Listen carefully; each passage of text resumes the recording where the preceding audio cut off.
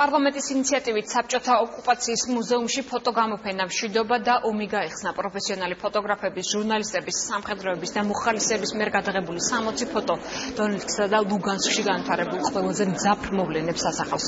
გამოფენას დღეს საქართველოს მთავრობის წევრები დაესვენ.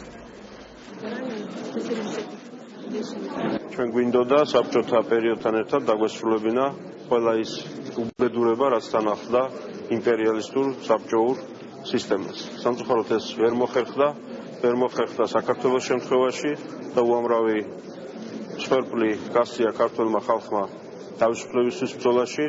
დღეს იგივე ძალა უკრაინელ ხალხს ემუქრება და უკრაინელ ხალხს ართმევს ტერიტორიებს და სიცოცხლეს.